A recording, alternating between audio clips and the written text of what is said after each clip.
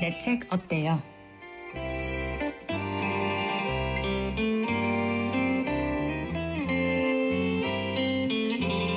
지난 역사를 해석하는 시각은 시대에 따라서 또 관점에 따라서도 달라집니다. 현재와 가까이 연결된 근대사는 더욱 그렇겠죠. 구한말 격동기에 혁명가로 등장한 인물 김옥균 역시 다양한 평가 속에 존재하는데요. 오늘 내 책 어때요에선 소설 김옥균 조선의 심장을 쏟아를 만나보겠습니다.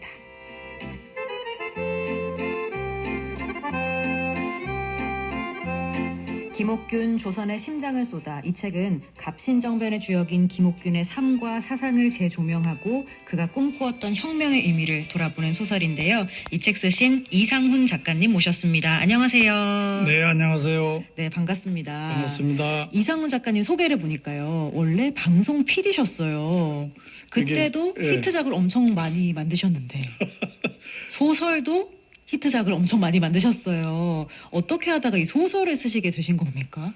근데 뭐 방송과 이 소설은 이제 여러분들이 많이 이제 질문을 하거든요. 네. 아니 방송 PD가 어떻게 하다가 이렇게 소설을 쓰게 되냐고. 전혀 다른 분야 같은데. 근데 저는 같은 이게 새로운 이 컨텐츠를 만들어내는 거잖아요. 그래서 네.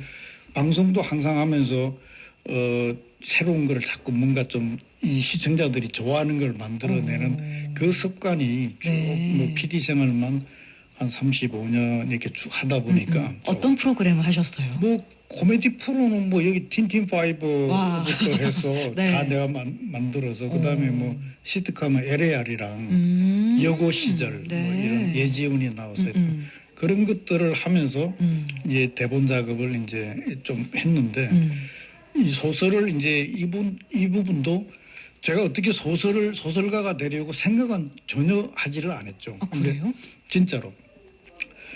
그런데 이 한복 입은 남자가 제가 네. 한 3, 4년 전인데 제 첫 소설인데 이게 원래 영화 시나리오로 제가 썼습니다. 제가 이제 영화 마파도 돈텔 파파 시나리오를 제가 직접 다 썼거든요. 아, 진짜요? 예, 예. 네. 아, 그것도 조사 안 하셨나? 조사를 충분히 못했나 봐요. 제가 책에 대해서만 너무 조사를 해왔나 봐요. 그래서 이제 그 영화 시나리오를 각본 감독을 했죠. 네. 이제 돈텔 파파, 마파도 그다음에 이제 위험한 상견례는 내가 각본하고 이제 제 조감독하던 김진영 감독이 이제 연출하고 그랬는데 그다음에 하면서 이 한복 입은 남자에 대한 이 새로운 이제 약간의 이게 이제 미스테리가 좀 가미된 거거든요. 네. 그래서 항상 제가 우리 어릴 때 역사 시간에 배웠던 이게 과연 사실일까 이런 거에 대해서 항상 생각을 많이 했어요. 네. 그래서 그 포인트는 뭐냐 그러면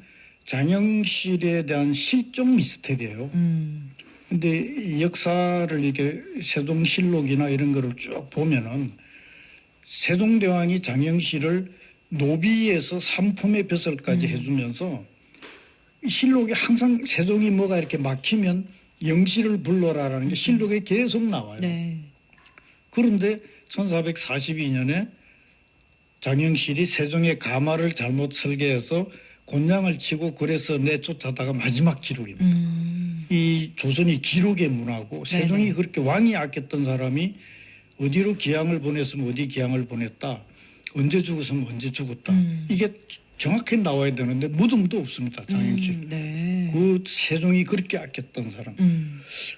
어디로 사라졌을까? 궁금하셨군요. 거기에 대해서부터 이제 계속 파고들기 시작한 게 이제 여러 가지 이제 역사적인 사실과 이제 상상력을 이렇게 같이 해서 했는데 그게 이제 첫 소설인데 베스트셀러가 돼가지고. 정말로 요즘 책 잘 안 팔리는 네. 이 와중에 그 책이 거의 10만 권 가까이 나갔어요. 그러니까 그리고 좋은 소식도 있던데요. 이게 뮤지컬로도 만들어진다고. 예. 언제 볼 수 있습니까? 이게 11월 1일 충무아톨 대극장에서 11월 1일 날 이제 올라가서 거의 6개월 가까이 공연을 합니다. 네. 내년 한 5월까지 네. 장기 공연을 하는데 그래서 뮤지컬로도 제작이 되고 하나 좋은 컨텐츠가 있으면 저는 그렇게 생각해요. 방송할 때도 그랬고 네.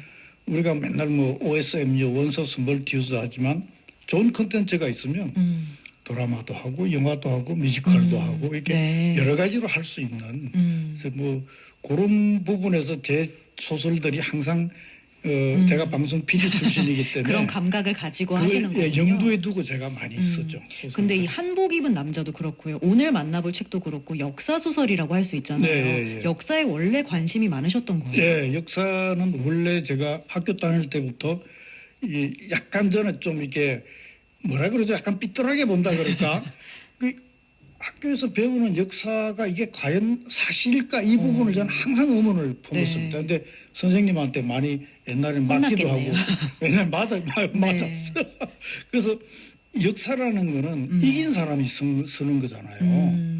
진 사람은 역사에서 패배자는 말이 없어요. 네. 그래서 저는 이 패배자의 입장에서 이 역사를 이거 팩트를 한번 찾아보자.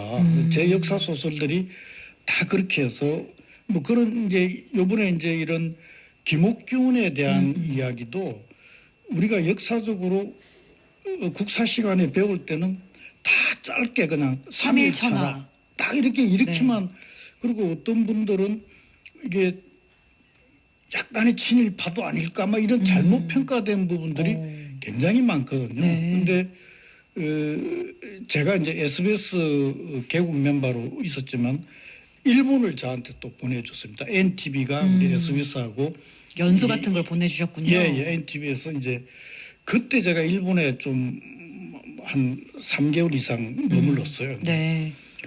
그때 제가 일본의 그 도쿄에 가면 아오야마 묘지가 있는데 거기에서 김옥균의 묘지를 본 거예요. 네. 아니 왜 김옥균의 묘가 그러게요. 왜 일본에 여기에 있을까? 네.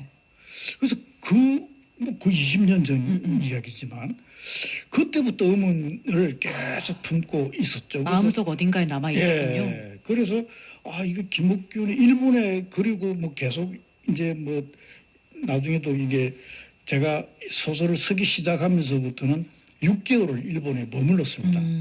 작년, 재작년 이렇게 두 번에 3개월씩 그러면서 김옥균이 흔적을 이제 다 찾아다녔는데 그래서 그런 부분에서 우리가 잘못 알고 있는 김옥균에 대한 이야기를 한번 알리고 싶다. 그런 걸 쓰는 데만 한 2년 가까이 걸렸습니다. 이 제목이 김옥균 조선의 심장을 쏟아인데요. 네. 작품을 아직 안 읽어보신 분들을 위해서 어떤 내용인지 좀 줄거리 소개를 해주시면 간단하게 좋을 것 같아요. 제목을 제가 왜 조선의 심장을 쏟아 책 속에도 이렇게 그걸 제가 표현을 했습니다만 고종이 보낸 암살자 홍정우의 리볼버 총에 상해에서 암살을 당하거든요. 김옥균이. 그래서 김옥균이 이 홍정우가 김옥균의 총을 그 심장에 총을 쏜 거는 조선의 총에 심장이 쏜 거다. 표현도 그렇게 해놨는데 왜 그런 표현을 썼냐 그러면 김옥균을 죽임으로 인해 가지고 조선도 같이 죽었다. 조선이 살 수 있는 마지막 기회가 저는 김옥균의 이 갑신 개혁. 일본이 저렇게 크게 근대화에 성공할 수 있었던 거는 메이지 유신이거든요. 메이지 유신. 그런데 김옥균의 그 갑신 개혁이 갑신 혁명이 성공했다면 메이지 유신보다도 훨씬 더 강력한 개혁으로 이뤄낼 수가 있었는데 그것이 저는 이제 너무 안타까웠고 그다음에 일본의 메이지 유신을 만드는 일본의 천황이 메이지 천황이 있고 우리가 김옥균하고 같이 했던 고종이 둘이가 동갑입니다. 같은 해에 태어났고 일본의 왕이고 우리 조선의 왕인데 이 나라의 지도자가 얼마나 중요한가에 그 나라를 살리고 죽일 수 있는 그 지도자가 얼마나 중요한가에 대한 부분들도 이 책을 통해서 제가 좀 알리고 싶었고 이제 여러 가지로 이 책을 쓰면서는 지금의 우리 정치 상황하고도 너무 안타까운 마음에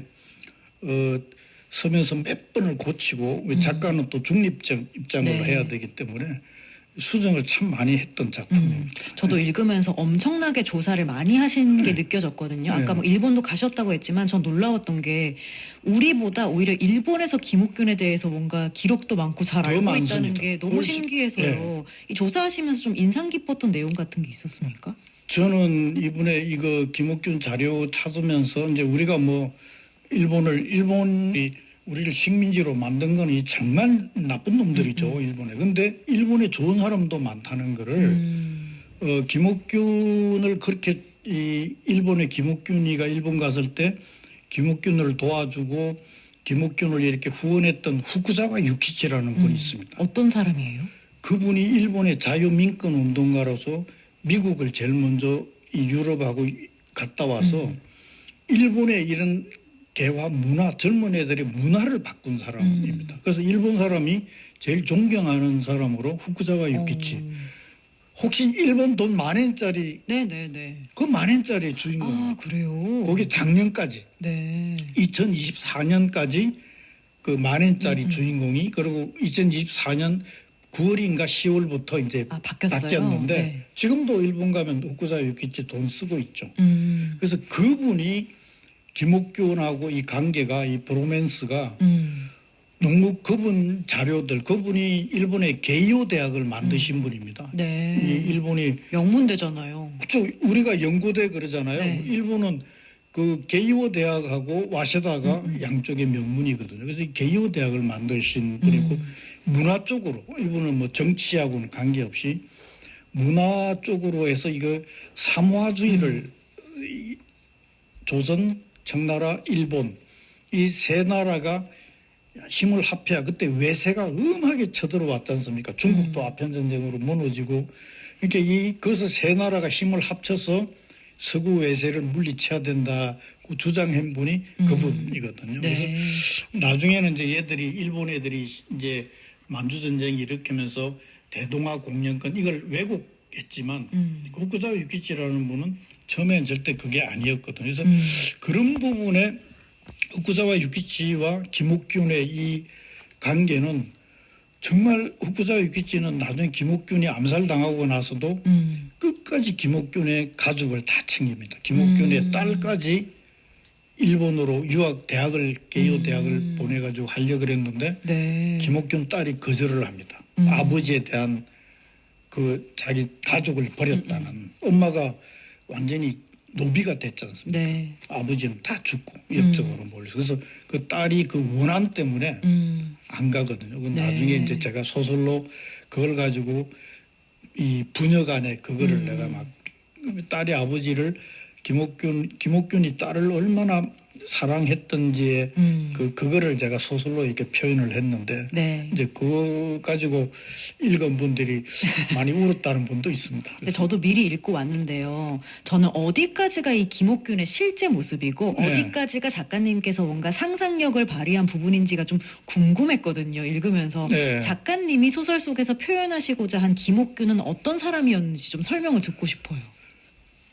저는 이제 역사 소설을 쓸 때 이제 제가 처음에 한복 입은 남자 쓸 때도 역사 소설에 각주를 쓰는 경우는 제가 처음입니다. 여기 출판사에서 처음에는 소설에 무슨 각주를 쓰냐 네. 그래서 근데 제가 이거는 팩트라는 거를 내가 이건 독자들이 알아야 된다. 그래서 제 소설은 각주를 제가 한복 입은 남자부터 지금까지 계속 쓰고 있거든요. 네. 그래서 기본은 리얼보다 더 감동적인 건 없지 않습니까? 그래서 뭐 드라마도 다큐가 정말 세면 네. 어느 드라마보다 세거든요. 네. 그래서 그런 기본적인 팩트를 역사적인 사실을 바탕으로 하면서 그분들이 그러면 어떤 생각으로 이렇게 했을까 하는 건 제 상상력으로 이제 들어가는 거거든요. 네. 근데 거의 팩트 위주로 많이 쓰지만 그다음에 저는 이제 항상 이 소설이 뮤지컬과 드라마 이런 걸 생각하기 때문에 네. 이제 러브라인은 이제 만들어내신 거예요? 제가 다 만들어낸 거죠. 근데 그 러브라인도 팩트에 근거한 러브라인입니다. 그래요? 그럼 책에 나오는 오경화라는 인물이 그거는 가상인물입니다. 혁명의 동지이기도 하면서 사랑하는 사람이기도 한데 이건 가상인 혁명의 거예요? 동지는 팩트입니다. 혁명의 동지는 또 다른 인물이 있는 거예요? 그런데 또 다른 인물이 아니고요. 네. 김옥균이 갑신정변에 실패하고 이제 일본으로 가서 갑신정변에 대한 네. 자기 해고록 일기를 남기는데 그게 갑신일록이거든요. 여기서 중요한 소재로 등장을 네. 하잖아요. 근데 그것도 갑신일록이 이게 진짜인가 가짜인가 김옥균이 쓴 김옥균 필체의 갑신일록은 없어졌습니다. 이걸 전해줬는데 네. 그냥 다 필사본으로 이걸 했는데 네. 여러 개가 이렇게 조금씩 다 다르거든요. 일본 사람 자기 입장으로 이걸 바꿨다. 그래서 갑신일록에 대한 학자들 사이에도 지금 굉장히 이 논쟁거리가 많은데, 그래서 김옥균이 일본에서 이제 갑신일록 그거 쓰면서 그 책 속에 고대수라는 궁녀 이야기가 나옵니다. 네. 그 고대수라는 궁녀가 김옥균의 표현에 의하면 갑신혁명의 1등 공신이다. 그 궁녀가 이 궁궐에 화약을 터뜨리는 역할인데 궁궐은 일반인이 못 들어가니까 네. 밤에. 그래서 그 걸리면은 자기가 목숨을 잃을 거를 알면서 궁녀가 거기서 퉁명전에서 화약을 터뜨려서 고종하고 민비가 피난 갈 수 있게 네. 만드는 이 극박한 상황을 해준 그 고대수라는 인물은 실존 인물입니다. 네. 그분이 나중에 막 사지가 찢겨 죽습니다. 그 기록이 다 있고 네네. 그 책에도 제가 했지만 그분을 보면서 저는 이제 아니 그 궁녀가 김옥균을 사랑하지 않으면 목숨을 걸고 저렇게 했을까? 그래서 목숨을 건 그 사랑의 이야기를 그 오경화라는 거는 이제 김옥균이 어릴 때 이 오경석이라는 분은 실존 인물이고요. 네. 그분이 역관 출신입니다. 청나라 이 해외 문물을 굉장히 그다음에 우리 개화의 박규수와 오경석 이분은 팩터고 그래서 오경석의 딸이 이제 있었거든요. 근데 그분이 이제 일찍 돌아가셨는데 근데 그래서 저는 그거를 이제 상상의 인물로 역관 이 신분 차이 때문에 사랑하는 사람과 결혼을 못하고 다른 남자에게 결혼하느니 차라리 궁녀로 들어가는 이 상황은 그건 제가 만드는 거고. 근데 이것도 만드신 건지 궁금한 게요. 예. 김옥균이 일본으로 가서 예, 거기서 예. 일본인 여성과도 사랑을 하게 되잖아요. 예, 이거는 팩트입니까? 팩트입니다. 아 그래요? 스키다니라고 오. 그게 제가 이제 그 현장을 갔었거든요. 네. 하쿠다 때 홋카이도에 온천. 온천으로 네. 유명한 하쿠다 때 있지 않습니까? 거기 도서관을 갔는데 네. 그래서 제가 그 책 뒤에 있는 사진 네네. 거기 제가 거기서 찍은 건데 그 도서관에 기록이 있는 거예요. 그리고 일본 그 오래된 나이 드신 분들은 많이 하쿠다 때 있는 분들은 알고 계시고 그 다음에 그걸 책으로 또 누가 어느 분이 하쿠다 때 도서관에 기록이 또 남아 있고 해가지고 와. 그것도 너무 가슴 아픈 사람 그 김옥균의 장례식에 그 스키다니가 딸을 데리고 와가지고 막 그 울고 하는 거는 팩트입니다. 진짜요? 근데 스키다니가 그 조선으로 오고 하는 건 제가 이제 유시 부인하고 만나는 거는 극적인 상황 때문에 만들었지만 네. 그 스키다니는 실존의 인물입니다. 예. 굉장히 신기하네요. 예. 근데 그 스키다니가 이제 게이샤 출신인데 김옥균의 이제 갑신일록에도 자기는 왜냐면 자기 때문에 모든 사람이 자기 가족, 아버지, 자기 부인도 노비가 되고 여자는 죽이지 않았거든요. 네. 아버지하고는 다 사약을 먹고 죽고 막 이렇게 역적으로 몰려있는 상황이기 때문에 일본의 10년의 망명생활을 하면서 본인은 여자에 대한 이 사랑을 할 수가 없었죠. 죄책감이 있었겠죠. 그 마음 때문에 그 부인도 죽은지 살은지도 모르고 그런 상황에서 그런데 스키다니가 김옥균을 그렇게 좋아했습니다. 김옥균이 글을 참 잘 썼어요. 지금으로 따지면 그냥 뭐 거의 연예인급인지 모르는데 글을 너무 잘 써요. 네. 김옥균이 글을 받기 위해서 줄을 섰다는 기록이 있거든요. 이게 이 유명한 뭐 문장가 정도로 이렇게 했는데 그 인품에 이 스키다니가 반해가지고 끝까지 쫓아다닌 그거는 팩트입니다. 그리고 둘 사이에 딸이 하나 있는 것까지도 팩트. 그 박영호가 그것 때문에 어절한 것도 팩트고. 와, 예. 진짜 몰랐던 사실이 너무 많은데요. 예. 저희가 개혁 얘기로 다시 돌아가서요. 예. 그럼 작가님이 쭉 글을 쓰시면서 갑신정변이 왜 실패할 수밖에 없었는가 이거에 대한 생각도 하셨을 것 예. 같은데 이유가 뭐라고 보십니까? 가장 큰 원인은요. 저는 고종이라고 봅니다. 네.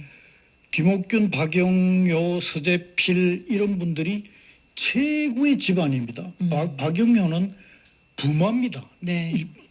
최고의 그 조선의 집안들인데 최고의 집안이 뭐 정성 집안 다 애들. 김옥균도 아버지가 정성이었고 관찰사까지 하시고 그 사람들이 왜 역로를 하겠습니까? 고종이 허락을 했기 때문에 개혁을 고종이 그 책에도 나오지 않습니까? 네. 그 팩트입니다. 고종이 하도 말을 바꾸니까 고종한테 도장까지 찍어달라고 동참하겠다는 거. 그 김옥균이가 들고 나중에 다 혁명 동지들한테 고종 우리 전하께서 윤호하셨다. 그래서 고종이 허락한 이 개혁이거든요. 이게 네. 혁명이었죠. 그런데 이게 이제 민비하고 이 청나라가 들어와 가지고 밀리기 시작하니까 고종이 마음을 바꾸지 않습니까? 그러면서 자기가 여기에 가담했다는 것을 숨기기 위해서 발을 빼는 거군요. 발을 빼면서 끝까지 다 죽이려 그러지 않습니까?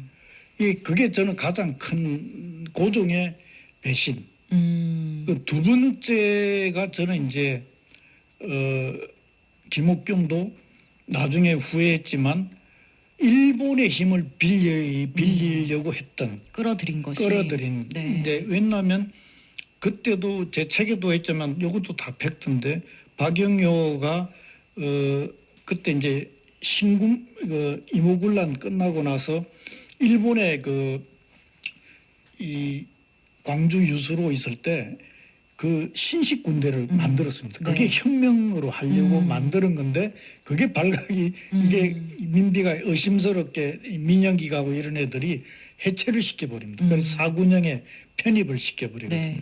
근데 그 나중에 이제 갑신혁명을 했을 때 그 신식 군대가 참여를 했지만 이게 이미 막 총이나 이런 것들이 대포나 이런 것들이 다 청나라 애들이 다 가져가 버렸어요. 네. 베트남 전쟁에 쓴다고. 그래서 그 부분에서 일본의 그 공사, 일본 신식 군대를 조금만 도와달라고 했던 게 이 부분이 김옥균도 이게 이 조선 우리 사람들이 임진왜란 이후에 일본 사람의 외놈에 대한 이 반감, 지금도 우리가 친일 반일하고 아직도 그러고 있는 상황인데 네. 그거를 간과했던 부분이 저는 두 번째라고 보고 첫 번째가 고종의 변신, 세 번째가 일본을 끌어들였던 거, 세 번째는 저는 이 백성의 민심을 얻지 못했다는. 그게 참 인상적이었어요. 예. 왜냐하면 김옥균은 나중에 해고록에도 썼습니다. 자기가 개화를 하고 난 다음에 이 무지한 백성들을 교육을 시키겠다. 근데 그게 이게 백성들이 마음을 얻지 못하면 아무리 좋은 의도라도 네. 이게 힘들 거다. 저는 이제 세 가지를 이제 책에도 해놨지만, 예, 그렇다면요, 역사에 사실은 가정은 없습니다만 예. 만약에 그때 그 김옥균의 개혁이 성공했더라면 예. 조선은 어떤 식으로 좀 바뀌었을까요? 저는 일본처럼 근대화를 충분히 성공할 수 있어요. 우리가 우리나라 사람들이 정말 머리가 좋지 않습니까? 네. 정말로 빨리 이렇게 일본이 우리보다 한 30년 빨랐는데 금방 따라잡을 수 있는 그 여건이었거든요. 근데 김옥균이 이 갑신정변이 실패함으로 인해 가지고 조선에 남아 있는 개화의 눈을 뜬 사람들은 모두 다 죽였습니다. 씨를 말려버렸죠. 네. 그러니까 이게 위정척사파들 해가지고 유교 이게 이 사람들만 모여가 완전히 문을 걸어 닫아버렸지 않습니까? 네. 이게 지금도 우리나라가 이렇게 잘 사는 게 전 세계하고 무역을 해서 이렇게 해서 되는 건데 그 발전된 문화를 딱 닫아버리는 상황에서 조선은 망할 수밖에 없는. 그래서 저는 갑신정변에 이 김옥균 하나만 죽인 게 아니고 그에 관련된 모든 가족들, 뭐 박용효, 서재필, 뭐 홍영식 그 가족들 다 죽였지 않습니까? 네. 그래서 그게 조선이 이제 완전히 일어날 수 있는 마지막 기회를 그리고 네. 김옥균이 갑신정변만 성공했다면 아까 말씀하신 건 역사의 가정은 없지만 우리 조선이 일본하고 나란히 어깨를 그래서 그런 부분들이 정말 안타깝죠. 그래서 이게 그래서 제가 조선의 심장을 쏘았다라는 표현이 예. 그리고 소설 속에서요 김옥균의 사후까지 또 이야기가 계속 이어지잖아요. 예. 묘가 세 곳이나 된다? 이건 예. 또 무슨 얘기입니까? 그러니까 이제 김옥균이 상해에서 홍정우한테 암살되고 나서 고종이 얼마나 자기가 나는 김옥균하고 관계없다. 김옥균을 능지처참을 시체를 가지고 8종가리를 냅니다. 그러니까 팔도에 개혁을 다 허락했던 사람이 네. 어떻게 나는 그런 벌을 내릴 수 있나. 김옥균하고 관계없다는 걸 이게 백성들한테 보여주려고 네. 그래서 사지를 찢어가지고 이 팔도에다 내겁니다. 그 얼마나 잔인합니까? 그런데 네. 그 김옥균을 그렇게 따라다녔던 일본의 가이군지라는 이것도 팩트인데 그분이 돈을 주고 해가지고 저기 저 부산 쪽인가 해가지고 김옥균의 머리카락을 돈을 주고 이게 사서요. 예, 그게 뭐 그 지방 관리한테 뇌물 주고 김옥균의 머리카락을 이게 잘라가지고 그걸 일본에 가져갑니다. 네. 그래서 그 일본에 그 진조지라는 그 절이 있습니다. 그 절에 그 무덤을 그분이 처음 만들면서 가이군지가 자기도 죽을 때 김옥균 선생님 옆에 내 무덤도 해달라 그러고 거기가 처음에 무덤이었고 그 다음에 그 아오야마라는 이제 외국인 묘지가 있는데 거기에 김옥균 비석이 아까 말씀하셨던 네. 거기 이제 6일준이 쓰고 이래가지고 비석이 그때 있고 그 다음에 그 후쿠자와 유키치가 그 진조지의 그 가이군지가 김옥균 머리카락을 했던 그 묘에서 김옥균 머리카락을 몇 개 좀 이렇게 가져와서 여기에 조선의 유씨 부인 그 김옥균 부인한테 줘서 그 저기 저 정안면 저쪽에 지금 김옥균 묘가 있거든요. 근데 이분도 나중에 유씨 부인도 돌아가실 때 합장을 해달라 그랬는데 그 머리카락을 일부를 가져와서 일본에서 가져와서 우리 여기에 아산 정안면에 그 무덤을 만들어가지고 그래서 무덤이 3개가 되어 있는 겁니다. 네. 진짜 아까 말씀하신 것처럼 실제를 드라마가 따라갈 수 없다는 게 정말 김옥균의 삶이 드라마틱했다는 드라마보다 저는 더 네, 진짜 느끼게 돼요. 제가 그래서 김옥균 묘를 3군데를 다 들러서 마지막에 아산시 그 묘에 마지막 글을 쓸 때 그 무덤에 한참 앉아 있었습니다. 참 느낌이 묘하더라고요. 그러니까요. 네. 이 마지막 질문이 될 것 같은데요, 네. 작가님. 이 독자들이 이 책을 읽고 요즘 시대에 다시 김옥균을 생각해 보는 거 이거 어떤 의미가 있을까요? 요즘 젊은 사람들이 참 책을 안 읽는다 그러는데 네. 저는 역사를 모르면 이게 우리가 역사를 잊은 민족은 미래가 없다고 그러지 않습니까? 그래서 역사 속에서 우리의 앞으로 미래를 찾아내야 되고 그다음에 이 김옥균이라는 저는 이 실패한 혁명가도 그 왜 실패했는지에 대해서 우리 미래를 찾기 위해서 그런 부분에서 이 지금 우리의 정치 상황들하고 이 여하고 야가 이 극한의 대립을 하고 있는 이 상황 속에서 김옥균이 살았던 이 조선의 마지막 구한말도 이보다 더 심하게 싸웠거든요. 네. 이 위정착사파와 이 개화파의 싸움. 결국은 이렇게 끝까지 싸우면 이 나라가 망할 수밖에 없다는 이 그런 진리. 그다음에 저는 이제 이런 책에도 썼습니다만 지금의 우리 정치인들이 우리가 김옥균, 박영효, 서재필 이런 분들 모든 걸 다 자기 목숨까지 걸면서 나라를 위해서 할 수 있는 자세가 돼 있는가. 단지 권력을 잡고 자기 사리 사욕을 채우기 위해서 뭐 대통령이 되고 국회의원이 되고 그러지 않는가. 그래서 네. 그런 부분들을 이 책을 통해서 우리 젊은 사람들뿐만 아니고 우리 국민들이 좀 한번 느꼈으면 하는 마음에서 예. 네, 많이들 이 책 읽어보셨으면 좋겠습니다. 네, 오늘 내 책 어때요? 이상훈 작가님과 함께 김옥균 조선의 심장을 쏟아 만나봤습니다. 감사합니다. 네, 고맙습니다.